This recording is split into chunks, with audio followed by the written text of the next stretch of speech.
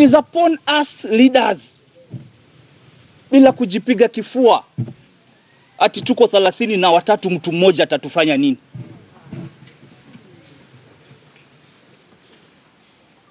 Mwananchi is more important than any of us.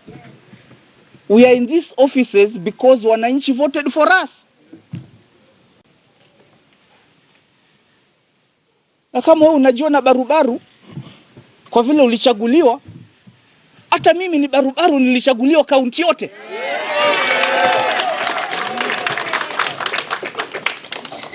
And I have followers in every part of this county. So let us not play politics na propaganda na maisha ya wananchi.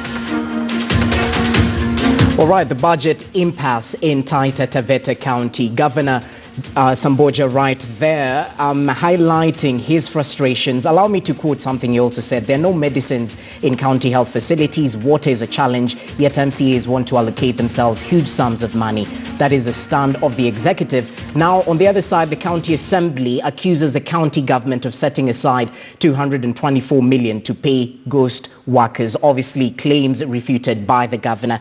But joining this conversation, Meshach Maganga, who is the county speaker of Taita Taveta, allow me to ask you to help us understand the intricacies surrounding the budget impasse in Taita Taveta County. What exactly is a bone of contention?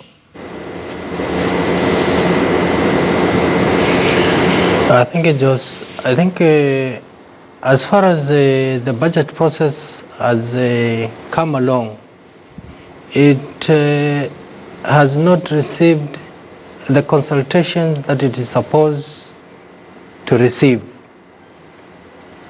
When we received the budget estimates from the executive, we conducted sectoral hearings where each county executive department appeared before its select committee of the assembly for matters consultation about their respective allocations. And we agreed allocation by allocation to every department and their justification for those allocations.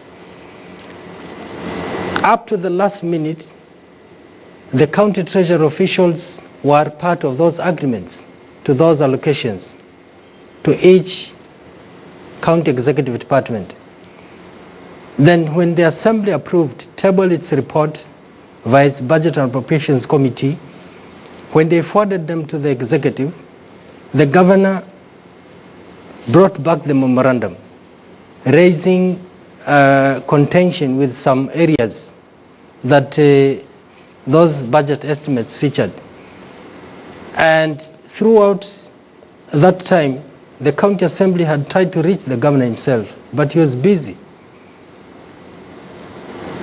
So, in my view, because Article 176 of the Constitution, Sub-Article 2, it says that county governments are supposed to decentralize their provision of services and functions to the extent that is practicable and efficient to do so.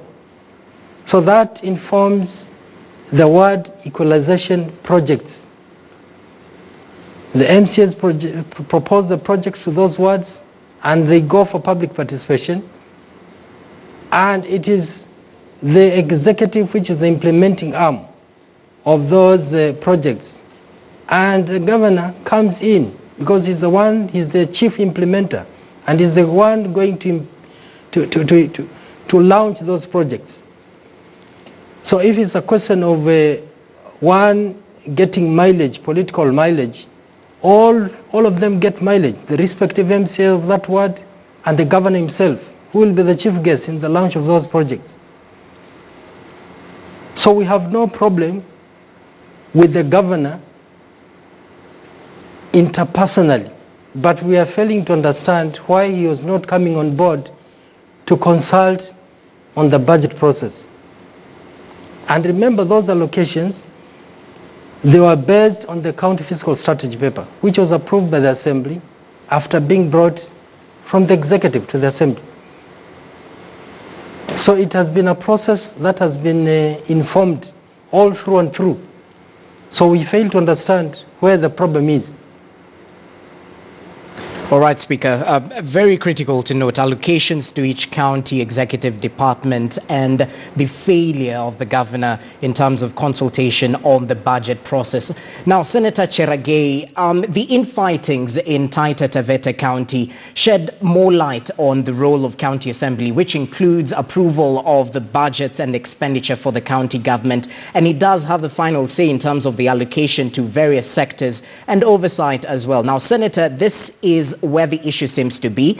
The Senate shares the mandate of oversight as well. What's your take on the distaste between the levels of government and the issues around oversight and budget allocation?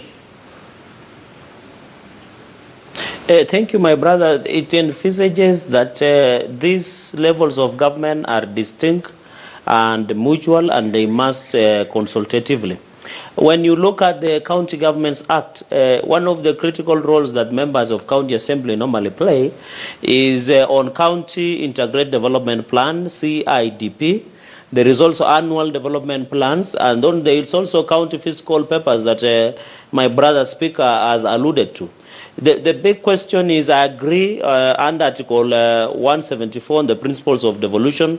The intention of devolution was to devolve as much as possible to the lowest level. And in this case, the lowest level is the ward level, even to the villages. That is what the Constitution and the devolution principle envisage. But at this point in time, they could be the relationship in most across the country, it is not rosy. That's why I say that the county governors use stick and carrot, where they try to negotiate with the MCAs in terms of budgetary allocation. But the budgetary process has been provided for, and I would have expected that there should be consultation. Apart from consultation with the county executive, they should also, under Article 10 of the Constitution on National Values and Principles of Good Governance, one of the key components is public participation.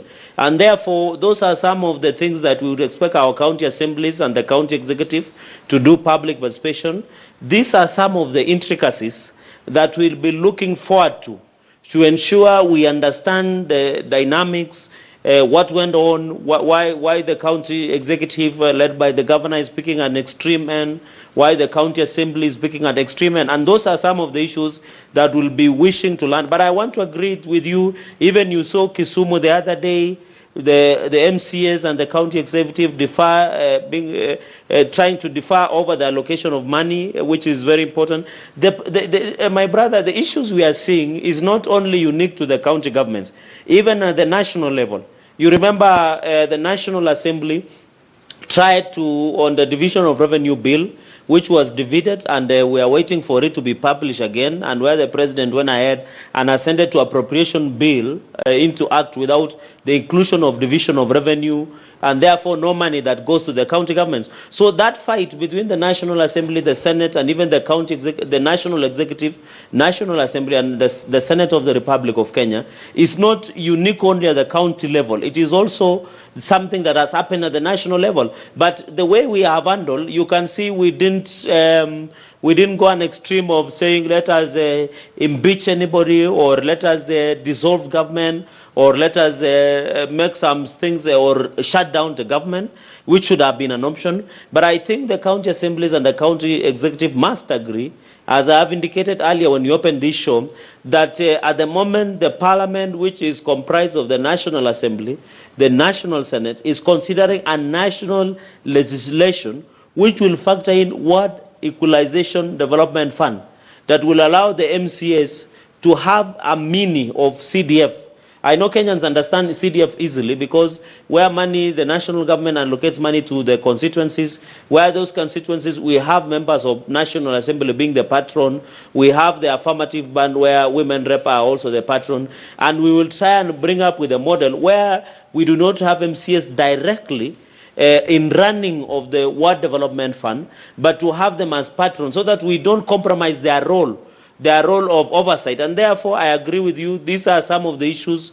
And finally, my brother, is we would request also the controller of budget to assist counties to streamline some of these issues on the budgetary process, the issues of budget approvals, the issues of budget allocations, so that we are in line with the regulations that are in place. We are in line with the Commission of Revenue Allocation, that is CARA. We are in line with Public Finance Management Act. We are also in line with the provisions of the Constitution as envisaged. But I think at this point, it is hard to deduce what is the main problem between the county executive of Taita Taveta County and the county assembly, because as I've heard the speaker alluding to, it seems that there is a much bigger problem than even the budgetary making process in that county. All right. Now, it's good you brought that point in terms of the problems facing Taita Taveta. Speaker, in terms of the accusations that have been flying around, the county government has actually accused, the county government has been accused, rather, for setting aside 224 million shillings to pay ghost workers, claims that were refuted by the governor. As you substantiate these claims, let's shed light on the challenges of devolution, where governors come under fire from hostile members of county assembly. It has been mentioned time and time again. This is not the first case. Nairobi, Makueni, Kisumu County are just some counties we can borrow this particular trait from. In terms of Taita Taveta joining the list of counties whose projects might be affected, might be stalled, and the common mwananchi might be affected, what exactly might be the underlying issue? Not just borrowing from Taita Taveta County as well, because such instances actually bring forth the talk of MCAs being the enemies of devolution and what not, especially in terms of their role in oversight and the budget making process.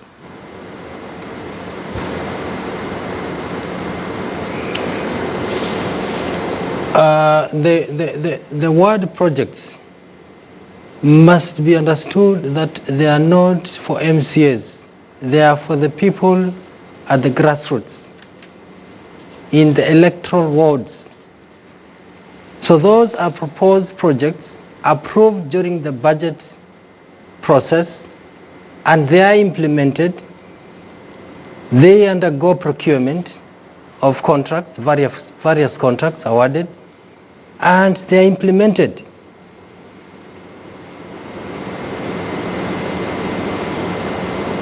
All right. So in no way does the member of county assembly get involved in the implementation of those projects. What he does or she does is to provide oversight and ensure that the projects are implemented timely, and that those projects, they give mwananchi the value for money in terms of cost effectiveness. That is oversight. So during the budget execution, but the budget making process is along the legislative mandate. All right, Speaker. Now crossing over to Senator Cheragei, the path of dissolution of a county assembly. I know it has been touted as an extreme measure in terms of Taita Taveta County, but let's shed light on it. An independent commission is appointed by the President to prepare a report, but the Senate has the power to authorize the suspension or terminate it at any time. Now, Senator, it's an added advantage that you sit in the Senate Committee on Devolution. Would such a case as what is happening in Taita Taveta County warrant a dissolution? What factors are considered? Thank you. I think when you look at Article 192 of the Constitution, there are two instances when the county government can be suspended, and county government to mean county executive and county assembly. One of them is whether there is internal conflict or when the country is at war. Secondly is when there is exceptional circumstances, and we have rightly put that the President will form a commission of inquiry to look into those issues. The Constitution has provided for that the Senate can terminate any time, but it should not go beyond 90 days as provided for in the Constitution. Where we sit as the Senate is that we would want to ensure that this thing is resolved amicably. And the committee did take a position, and we will meet probably in the 7 days to ensure we consult and see on the way forward. And I think the issue of budget making process is that as we talk, as I indicated earlier in my presentation, is that with the PMF Act, the regulations, the budgetary making process is envisaged within the laws that we have, from the County Governments Act, from the Constitution, from the Public Finance Management Act, its regulations, from the CARA, and many other aspects. So I think this is an aspect, and I've used an example of Division of Revenue Bill, where when the Senate and the National Assembly did not agree, a mediation committee was formed. When we didn't agree, the Division of Revenue bill was defeated. The President did sign appropriation bill without Division of Revenue. As we talk, the county governments do not have the money. But what we are saying is that we didn't take extreme measures. So it is not unique to county assemblies alone and the county executive. It is also happening at the national level between the National Assembly, the Senate, and the National Executive. That's why we are trying in any way possible that we should not pick an extreme option, because one, it will be disruptive to the people of Taita Taveta residents. And I've seen the governor had said that the county assembly, members of county assembly were trying to impeach him. He has allegedly put that on record, and it's also in the public domain. And those are some of the issues. That's why I'm saying, if it is about budget making process, we are willing to, as the Senate, to play our key role. But if there are any other underlying factors, be it local politics, then that one will require other measures where the leadership of Taita Taveta County, the residents and maybe the elders and other church or religious leaders down there will be able to sit down and try to resolve for the benefit of the Taita Taveta County. But I want to agree that we shouldn't, the provisions of Article 192 as provided on the process how it should be done. But I think the best option now is to try and, as soon as possible, to make an amicable resolution. We saw what happened in Makueni when the commission sat. They didn't recommend for the dissolution of Makueni county government at that point in 2014. So I think, and that one, my brother, it involved even the use of violence at that point in time. But I think this one is where the county executive and county assembly, for the benefit and in the principles of devolution, and I want to request them that some of these things we can resolve and iron out so that the people of residents of Taita Taveta County cannot have a disruptive service delivery in their county. All right, very critical points, but you also highlighted the issue of local politics. I'd like to briefly engage the speaker in terms of the political angle that somehow cannot be wished away irrespective of the challenges. Now, Granton Samboja is a governor, yes, elected on a Wiper Democratic Movement ticket, bearing in mind the possibility of party loyalty, the possibility of towing the line, the possibility of county assembly members holding the governor and the county government at ransom. Is this a proper angle to approach it in terms of the questionable symbiosis between the governor and the members of county assembly? Speaker. Come again?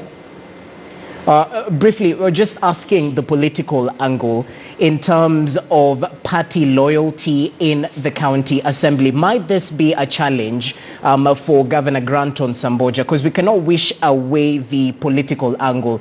The local politics might also have a play in this. Question one, does local politics have a play in the impasse in the budget making process? And is this an angle we should look at in terms of the questionable symbiosis between the governors and the members of county assembly?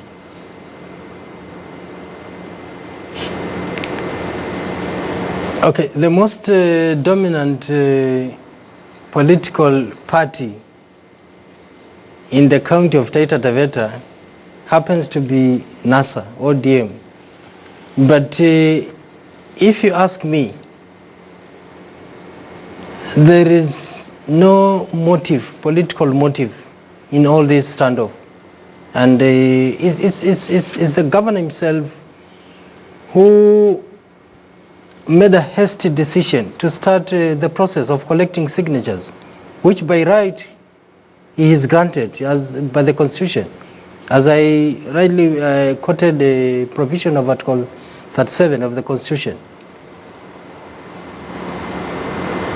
All right, many thanks. That is the Speaker of Taita Taveta County, Meshak Maganga, joining us from our Mombasa studios, as well as Senator Samson Cherargei, Nandi Senator, who also happens to be a member of the Senate Committee on Devolution and Intergovernmental Relations. We're just highlighting the budget impasse in Taita Taveta County. It seems the issue is centered on the budget-making process. Obviously, various individuals are highlighting that it was an extreme move, as well as our panelists who have actually joined and given their views on this particular conversation. That is the big story. Gentlemen, many thanks for making time, as well as the Cabinet Secretary for Devolution, Eugene Wamalo. My name is Jesse Rogers. This is the big story. We wrap it up right there. Do stay with KT.